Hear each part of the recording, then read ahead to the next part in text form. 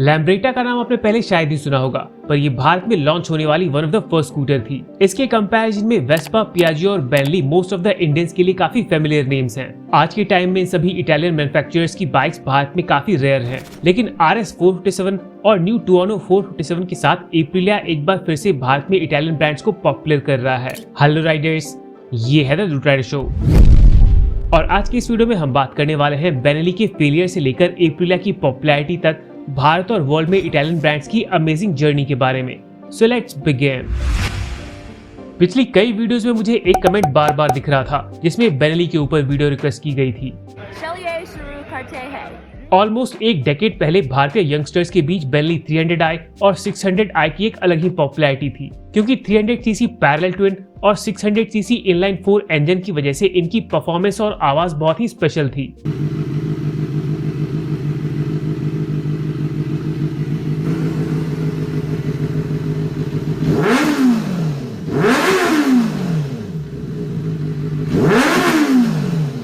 Benelli bikes आज भी कई राइडर्स की फेवरेट क्यों है और क्यों ये इटालियन ब्रांड भारत में बुरी तरह फेल हो गया, ये हम इस वीडियो में आगे जानेंगे। पर उससे पहले इटालियन मोटरसाइकिल्स के बारे में कुछ बेसिक चीजें एक्सप्लेन करना इंपॉर्टेंट है। इटली यूरोप का एक देश है जहां के लोगों ने दुकाटी, लैम्बोर्गिनी और फरारी जैसी लग्जरी ऑटोमोटिव कंपनीज को बनाया है। 1947 में जब हमारा देश आजाद हुआ था तब इटली में एक स्कूटर कंपनी शुरू हुई थी जिसका नाम था लैम्ब्रेटा। 3 साल बाद 1950 में ऑटोमोबाइल प्रोडक्ट्स ऑफ इंडिया ने लैम्ब्रेटा स्कूटर्स के पार्ट्स को इटली से इंपोर्ट करके भारत में असेंबल करना शुरू किया। क्योंकि उस टाइम पर भारत के अंदर आज की तरह लोकल और जापानीज मैन्युफैक्चरर्स नहीं थे, इसीलिए लोगों के पास लैम्ब्रेटा स्कूटर्स के अलावा और कोई ऑप्शन ही नहीं था। 1950s और 60s में लैम्ब्रेटा स्कूटर्स भारतीय यंगस्टर्स का सपना थे। होगा तुमसे कल भी सामना, कल तो जानोगे। कुछ साल बाद बजाज के साथ कोलैबोरेशन में लॉन्च हुई वेस्पा स्कूटर्स भी उस टाइम पर काफी पॉपुलर हुई थी, लेकिन 1980s में भारत के अंदर यामाहा, होंडा, सुजुकी और कावासाकी जैसी जापानीज मोटरसाइकिल कंपनीज के आ जाने से लोग इन इटालियन स्कूटर्स को छोड़कर मोटरसाइकिल्स पर शिफ्ट हो गए। लगभग 30 साल बाद भारतीय मार्केट में एंटर करने वाली पहली इटालियन मोटरसाइकिल कंपनी थी दुकाटी। 2008 में दुकाटी ने भारत में अपनी 5 बाइक्स लॉन्च की थी जिनकी प्राइस 15 लाख से 50 लाख तक थी। Obviously, इस प्राइस पर दुकाटी बाइक्स को खरीदना मोस्ट ऑफ द इंडियंस के लिए इम्पॉसिबल था। So this first launch of Italian motorcycle in India made no sense for the Indians. लेकिन इसी साल एक और इटालियन मोटरसाइकिल कंपनी ने भारतीय मार्केट में एंट्री ली, जिसका इंडियन कस्टमर्स पर काफी डीप इम्पैक्ट पड़ा।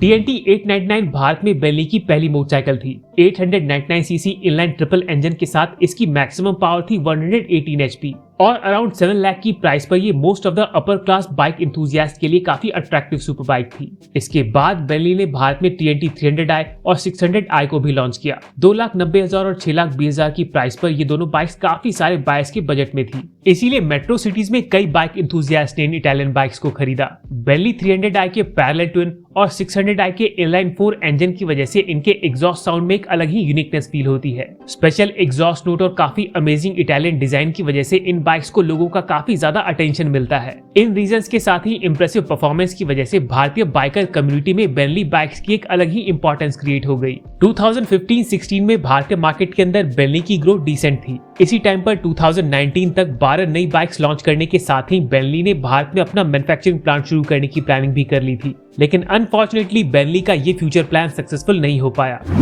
मार्केट में अवेलेबल दूसरी प्रीमियम बाइक्स के कंपैरिजन में बेनेली की परफॉर्मेंस थोड़ी वीक थी। TNT 300i के 37 bhp पावर के कंपैरिजन में KTM Duke 390 की 42 bhp पावर काफी ज्यादा थी और 38 bhp की पावर के साथ निंजा 300 भी TNT 300i से अच्छा परफॉर्म करती थी। पावर एंड परफॉर्मेंस के साथ ही बेनेली के लिमिटेड शोरूम्स और बैड आफ्टर सेल्स सर्विस भी एक मेजर रीजन है जिनकी वजह से TNT 300i और TNT 600i जैसी बाइक्स भारत में डिसकंटिन्यू हुई। TRK, लियोन्सिनो और 502C के साथ आज भारत में बेनेली की 4 बाइक्स अवेलेबल हैं, जिनकी सेल्स काफी लिमिटेड है। 373cc सिंगल सिलेंडर इंजन और 2,20,000 की एक्स शोरूम प्राइस के साथ बेनेली ने इंपीरियले 400 को रॉयल एनफील्ड से कम्पीट करने के लिए लॉन्च किया था, पर यह बाइक भी मार्केट में बुरी तरह फेल हो गई। बेनेली के अलावा भारत में दूसरी इटालियन कंपनी है एप्रिलिया। वैसे तो इसकी पेरेंट कंपनी पियाजियो 1999 से ही भारतीय मार्केट में अवेलेबल है, पर भारत में एप्रिलिया मोटरसाइकिल्स की एंट्री 2016 में हुई। इनिशियली एप्रिलिया ने भारत में 150 सीसी प्रीमियम स्कूटर्स को ही लॉन्च किया था, पर 2023 में नई RS 457 और 2025 में टुआनो 457 के साथ एप्रिलिया ने मोटरसाइकिल सेगमेंट में भी एंट्री ले ली है। अराउंड 4,20,000 की एक्स शोरूम प्राइस पर ये दोनों बाइक्स भारतीय यंगस्टर्स के बीच काफी पॉपुलर हैं। करंट डेटा के अकॉर्डिंग भारत में हर महीने लगभग 200 से 300 RS 457 और टुआनो 457 बिक रही हैं, जो बेंटली TNT 300i और TNT 600i के कंपैरिजन में काफी बेटर सिचुएशन है। इंटरनेशनल मार्केट में एप्रिलिया की RS 660 टूरेग और RS V4 जैसी mid and high engine capacity bikes popular हैं, पर एप्रिलिया ने अभी इन बाइक्स को भारत में लॉन्च नहीं किया है।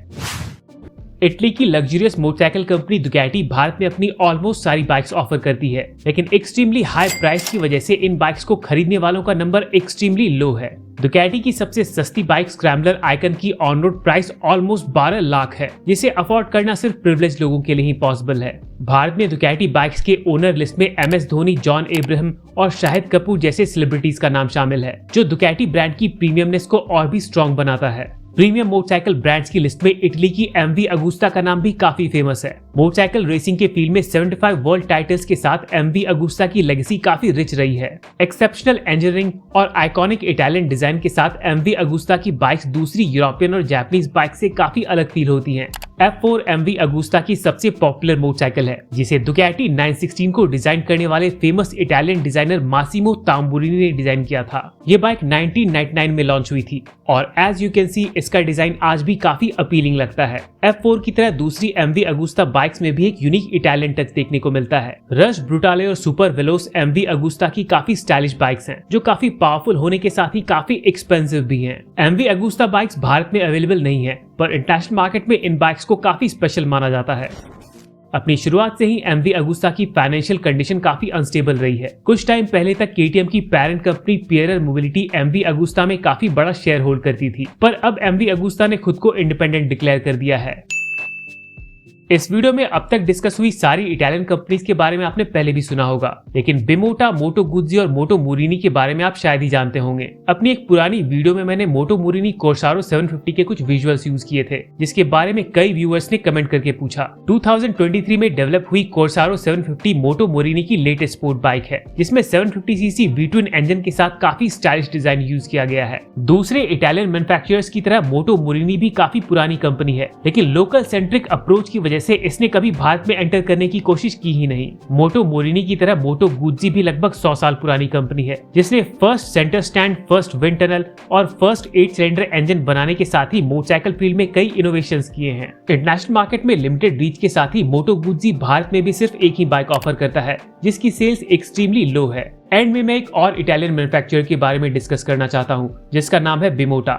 दूसरे मैन्युफैक्चरर से अलग ये एक कस्टम बाइक मैन्युफैक्चरर है। कावासाकी की फेमस निंजा H2 को हब सेंटर्ड स्टीयरिंग के साथ मॉडिफाई करके बिमोटा ने टेसी H2 को बनाया है। ये बाइक जापानीज इंजीनियरिंग और इटालियन डिजाइन का एक एक्सीलेंट एग्जांपल है, जिसमें फ्रेमलेस चैसी और हब सेंटर स्टीयरिंग जैसे स्पेशल पार्ट्स का यूज हुआ है। बिमोटा के इस हाइब्रिड H2 की प्राइस निंजा H2 से भी ज्यादा है, $69,500, यानी कि ऑलमोस्ट 60 लाख रुपए की प्राइस पर ये वर्ल्ड की मोस्ट एक्सपेंसिव बाइक्स में से एक है। मोटो मोरिनी, मोटो गुज्जी और MV अगुस्ता की तरह बिमोटा के भी भारतीय मार्केट में आने के चांसेस एक्सट्रीमली लो हैं।